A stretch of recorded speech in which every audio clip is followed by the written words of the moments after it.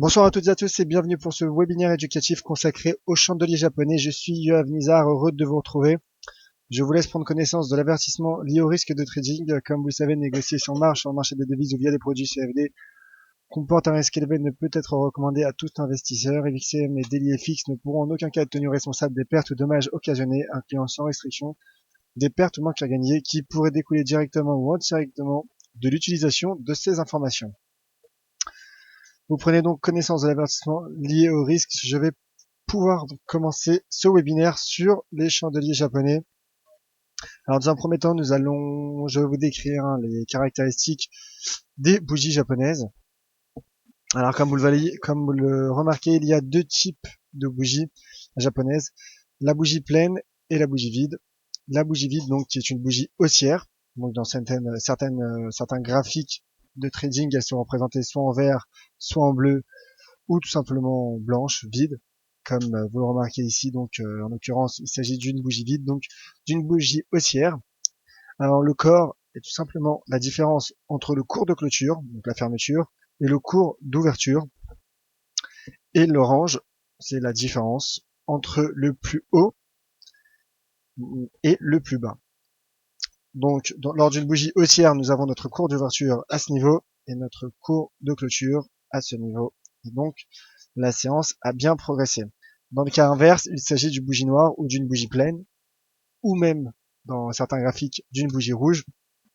Et donc le cours d'ouverture se situe sur la partie haute du corps, du body, et le cours de fermeture se situe donc à ce niveau.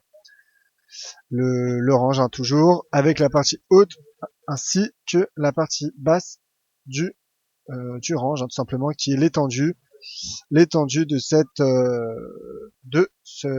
la séance, en tout cas de l'unité de temps considérée. Alors, une illustration de ces bougies japonaises. Il existe plusieurs dégradations possibles sur les bougies. Donc, ici, nous avons un doji, qui est une bougie sans corps, c'est-à-dire que la bougie a clôturé au même niveau que l'ouverture. Et nous avons un deuxième cas, donc, qui est une dégradation de la mèche supérieure. Donc, une bougie est constituée du corps, du mèche supérieur et d'inférieur. Dans ce cas-là, il n'y a donc pas de mèche supérieure. Alors, ce ne sont pas forcément des bougies qui représentent une séance journalière. Tout dépend du time frame, donc de l'unité de temps considérée. Ici, par exemple, nous avons une bougie noire, donc bougie baissière dégradée de sa mèche supérieure. Nous avons donc notre cours d'ouverture à ce niveau, qui constitue le plus haut également de la séance, de l'unité de temps considérée. Et donc la fermeture, le cours de clôture à ce niveau. Pour le cas 4, il s'agit tout simplement d'une bougie noire dégradée de sa mèche inférieure et donc le cours à clôturer à son plus bas niveau. Toutes ces dégradations, bien évidemment, reflètent un aspect psychologique de la part des traders au cours d'une séance. Dans le cas numéro 5, nous avons la dégradation de la mèche inférieure. Il s'agit donc d'une bougie haussière et donc le cours a ouvert à son plus bas niveau. La bougie 6 est dégradée de sa mèche inférieure ainsi que supérieure. Cette bougie est appelée en terminologie japonaise un marubotsu, qui signifie donc que le cours a clôturé, en tout cas pour le cas échéant, il s'agit d'un marubotsu baissier, et donc le cours a ouvert à son plus haut niveau et a fermé à son plus bas niveau. Ici, à ce niveau, nous avons un marubotsu haussier, et donc le cours a débuté la séance à son plus bas niveau, et l'a clôturé à son plus haut niveau. Alors, dans une autre partie de ce webinaire, de cette présentation, en tout cas, je vous montrerai donc l'aspect stratégique de ces différentes configurations de bougies et même tout simplement ce qu'elles peuvent signifier. Et les anticipations également que nous pouvons en dégager. Ici, dans le cas numéro 7, nous avons une bougie donc qui est dégradée de son corps, de son body, et qui est également dégradée de sa mèche supérieure. Donc le cours a ouvert à son plus haut niveau et à clôturer au même niveau d'ailleurs. Il a clôturé au même niveau, mais tout simplement le cours a atteint un plus bas bien en dessous, bien inférieur au cours, et qui est pour revenir donc clôturer au même niveau que son ouverture. Il existe également la bougie dégradée de ses mèches ainsi que de son corps. Il s'agit d'un cas plus rare, mais qui arrive, qui existe. Donc voilà, nous n'avons pas de corps ni de mèche, qu'elle soit supérieure ou inférieure. Enfin, pour être complet, dans le cas numéro 9, donc comme je l'ai montré tout à l'heure, nous avons un Marubozu haussier. Et dans le cas numéro 10, donc une bougie dégradée de son corps ainsi que de sa mèche inférieure. Il s'agit donc d'une bougie qui a clôturé au même niveau de son cours d'ouverture après avoir atteint un plus haut représenté par cette mèche supérieure. Voilà donc pour cette présentation générale des bougies japonaises. Je vais donc pouvoir passer à la deuxième partie qui est consacrée aux dégradations d'une bougie par rapport à la précédente. Alors, il existe 16 cas de bougies, donc de configuration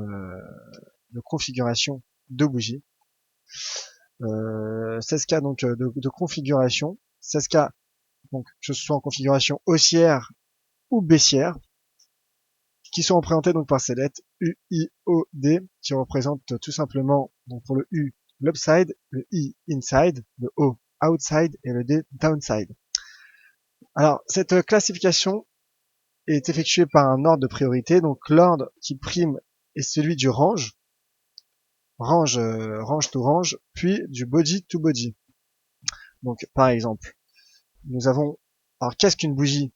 Qu'est-ce qu'un range en U? Tout simplement, c'est lorsque le range de la bougie numéro 2 est supérieur, en tout cas est plus haute que le range de la bougie de la première bougie.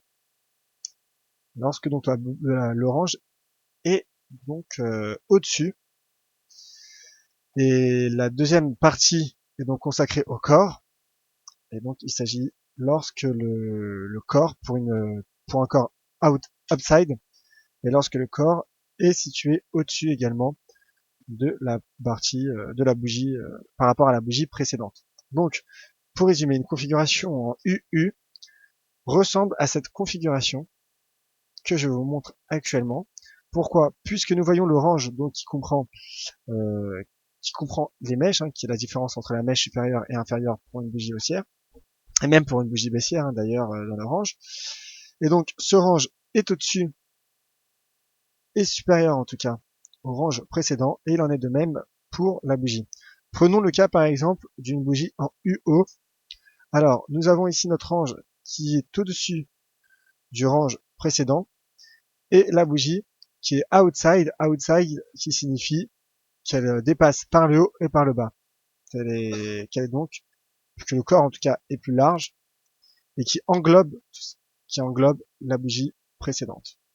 Le cas inside, c'est lorsque le body ou le range, dans le cas pour le cas II, donc inside, a lieu lorsque le range se situe à l'intérieur du précédent range, du range de la précédente bougie, et que le body, donc le corps, est également à l'intérieur de la précédente bougie. Donc outside, vous avez compris, c'est lorsqu'il s'agit de l'extérieur, lorsque la bougie 2 est à l'extérieur de la bougie 1. Et enfin, le cas downside, c'est lorsque le range est par le bas. Donc pour le cas d'une configuration downside, tout simplement le range, donc l'étendue est en dessous de la première bougie et que le corps est également en dessous de la première bougie.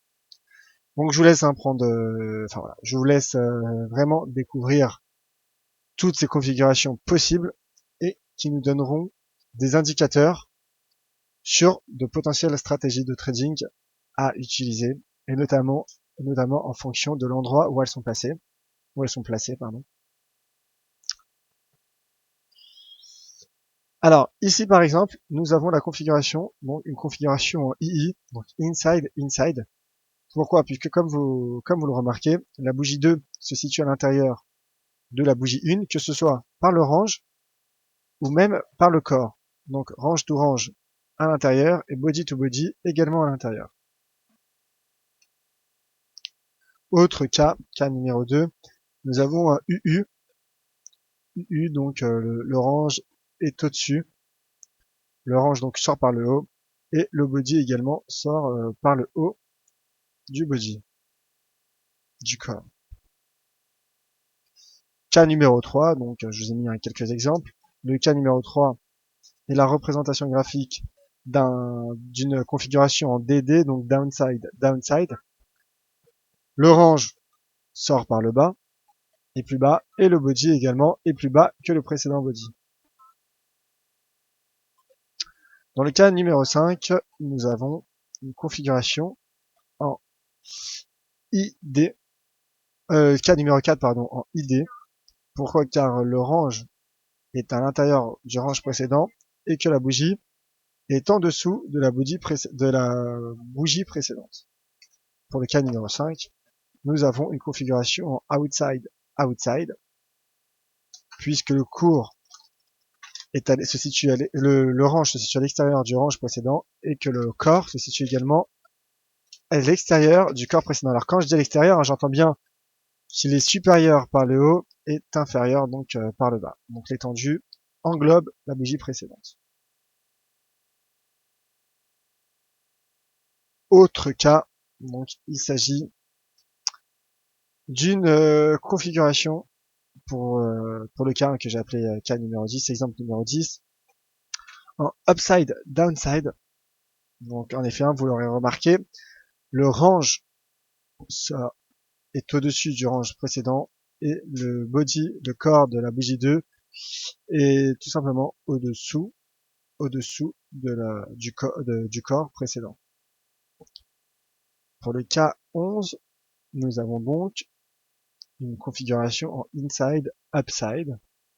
Donc en effet, le range est à l'intérieur du range précédent et la bougie est au-dessus de la bougie précédente. Le cas 13 représente une configuration en outside upside au U et le cas 12 représente une configuration en downside inside.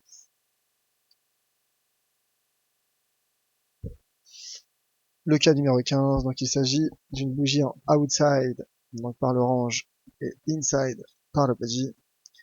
Le cas numéro 14, et il s'agit donc d'un upside inside, puisqu'il s'agit d'un doji.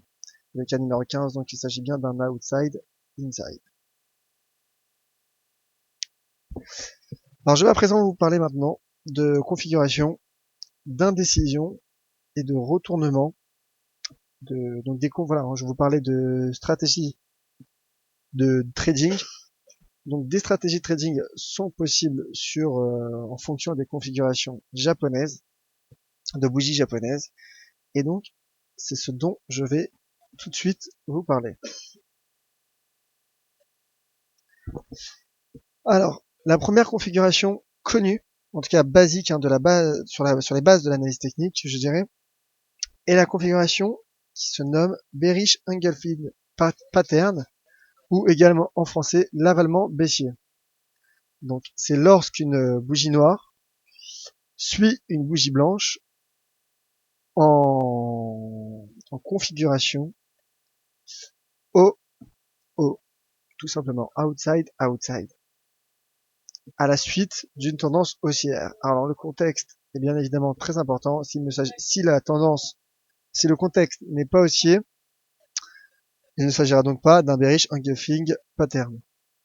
Et donc cette figure annonce, en tout cas est susceptible d'annoncer, peut annoncer un retournement. Donc il s'agit d'une figure d'indécision de retournement. Et comme vous le voyez, nous avons bien notre contexte haussier, puis le retournement du cours.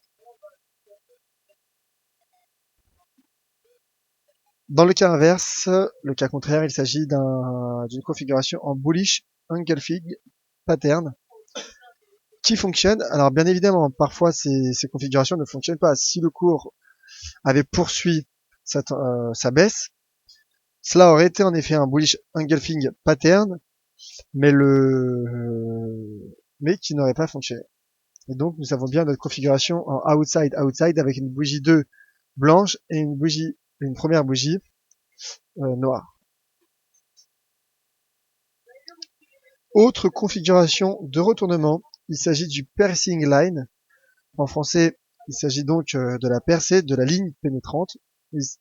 Elle a lieu dans un contexte baissier lorsque la deuxième bougie est blanche et que la première est noire et que la configuration est en downside, même si là c'est tout juste, quasiment voilà, très légèrement en dessous. Et donc le retournement a bien eu lieu pour ce piercing line.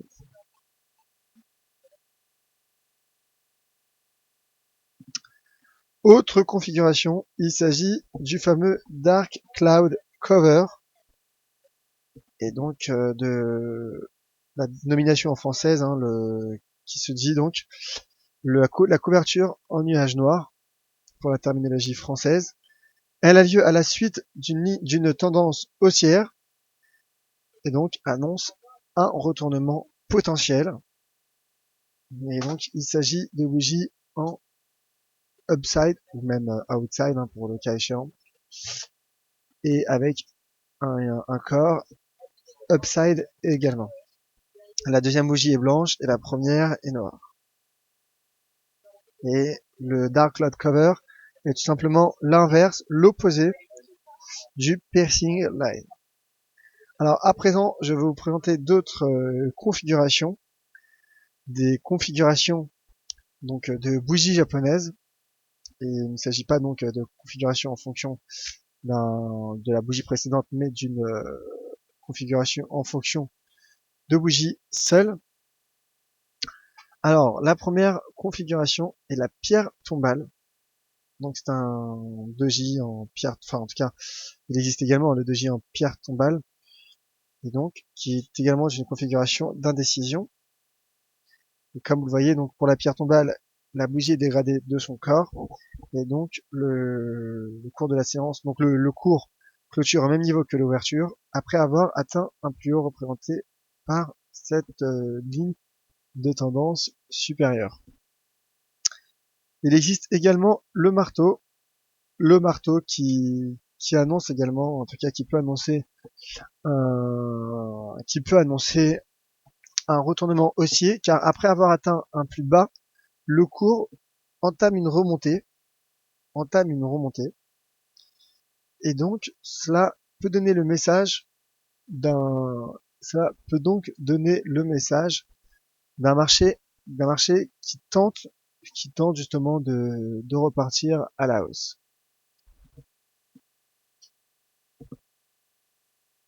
Autre configuration, il s'agit du cas inverse et du pendu. Le pendu, donc, qui peut également annoncer un retournement.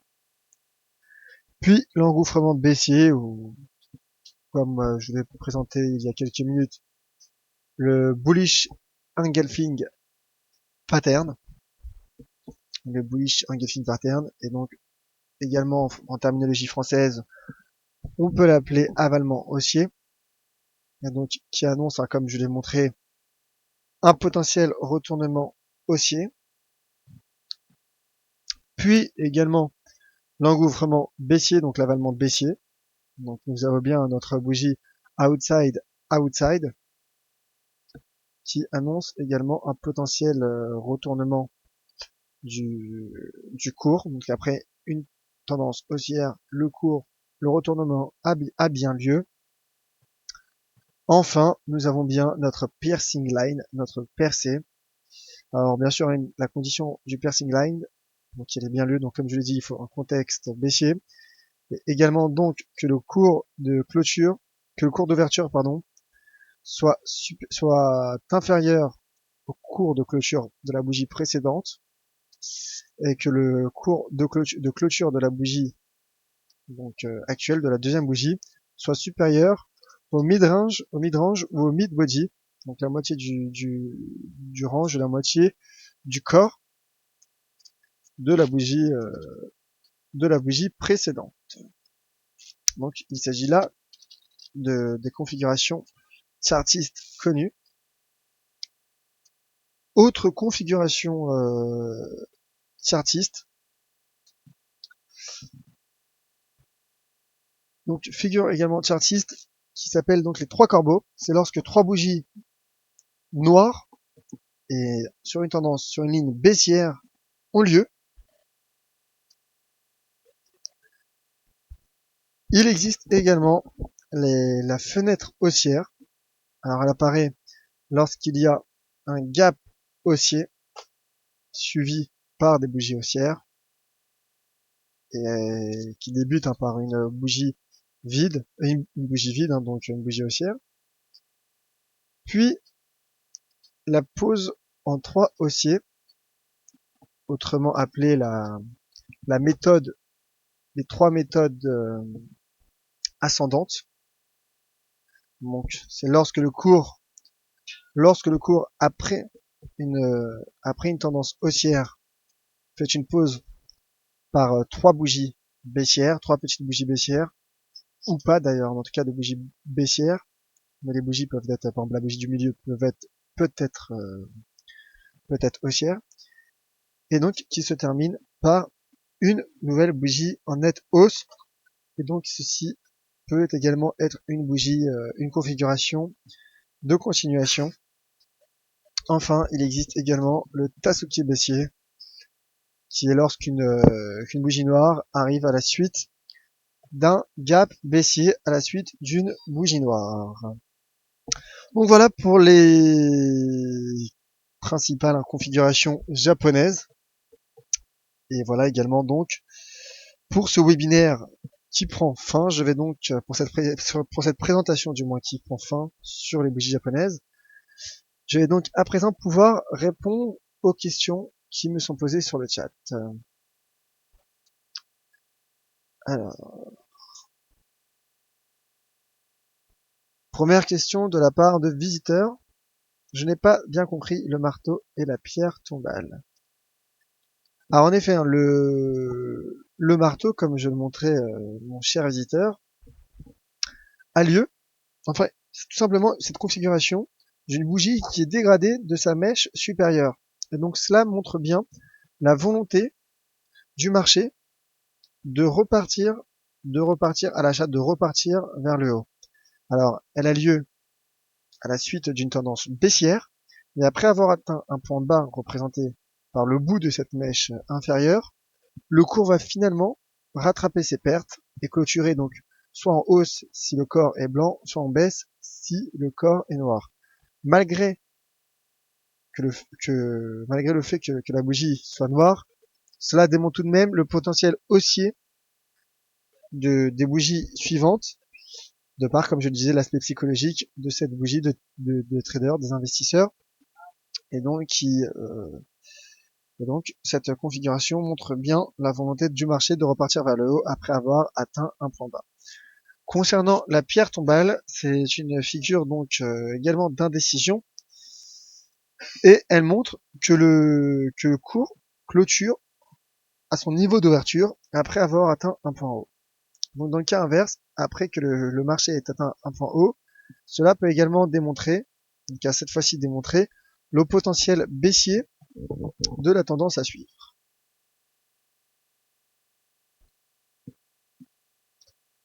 Question de la part de André. Est-ce très désavantageux de ne pas pouvoir voir l'ASK et le bid en même temps? Écoutez, déjà, avant de voir l'ASK et le bid, qui serviront pour au niveau, je dirais, tarifaire hein, du trading, ce qui compte dans un premier temps est d'établir une stratégie et donc de dégager une tendance potentielle. Donc, ce qui est surtout nécessaire de savoir si l'on entre à l'achat ou à la baisse.